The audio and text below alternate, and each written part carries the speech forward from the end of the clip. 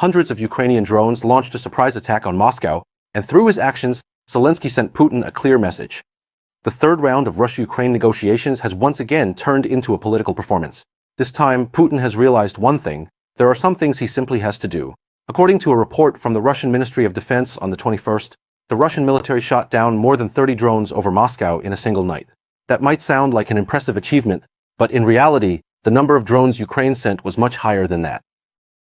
All 4 Moscow airports were forced to shut down, and over 100 flights cancelled. What about Russia's air defense system? Normally, they brag endlessly, but when it really matters, it always seems to let them down. So, what's really going on? You have to know, Moscow claims to be the city with the densest air defense in the world. S-400's Panzer S systems, these high-end air defense setups, are deployed one after another. But in the end, they couldn't even stop incoming drones. The Russian military even had to scramble MiG-29s to intercept the drones. This ridiculous scene is truly a first on the global stage. Maybe this drone attack on Moscow will serve as a valuable lesson for Russia. This just shows Putin that nowadays, it's no longer about traditional warfare and capturing territory.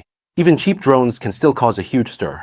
No matter how advanced your air defense systems are, they can't withstand a swarm tactic from the other side. Also, the timing of Ukraine's attack this time has made a lot of people suspicious. Russia and Ukraine are about to hold their third round of talks in Turkey. So why did Ukraine choose to launch an air raid on Moscow just a day or two before the negotiations? Is this really just a coincidence? Before the last round of talks on June 2nd, Ukraine did the same thing, sending 117 drones to bomb Russia's rear. This time, they're repeating the same trick. And Zelensky's strategy is already pretty obvious. Hit them hard first, make Russia feel the pain, and then sit down to negotiate.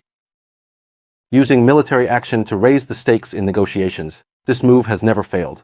Zelensky wants to show Putin, don't think we're about to collapse, Ukraine can still fight hard. But Russia's attitude is also quite subtle. The head of the Russian delegation, Medinsky, usually works in museum management and organizes cultural events. Having him negotiate a ceasefire is clearly just going through the motions. If Putin really wanted to negotiate, at the very least he'd send Foreign Minister Lavrov or Defense Minister Belousov. So sending a cultural assistant is basically telling the whole world that these peace talks are just for show, right? Personally, I think Putin's feelings are pretty complicated right now. On one hand, he's feeling the pressure. Ukrainian drones can now reach Moscow, which shows that the Russian military's defenses aren't as solid as they seem. On the other hand, he doesn't really want to compromise either. After all, they've been fighting for so long, invested so much money and resources. If he admits defeat now, how could he explain that to the people at home? So Putin knows this war isn't going to end anytime soon. Both sides still have the ability and determination to keep fighting. Since that's the case, they have to prepare for a long-term war. Negotiations can happen, but there won't be any real breakthroughs. Military operations will continue, but it's not a decisive battle that settles everything at once. This pattern of fighting and negotiating will likely become the norm. Neither Russia nor Ukraine is willing to truly compromise now, but neither can afford an endlessly escalating war. So, they're stuck in this half-fighting, half-negotiating state, waiting to see who gives in first. Putin is clear now. There's no simple solution. The only option is to find a balance point.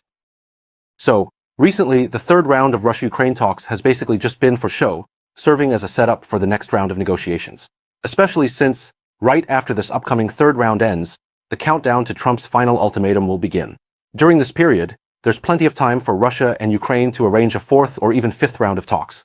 And most likely, these upcoming negotiations are just for appearances as well.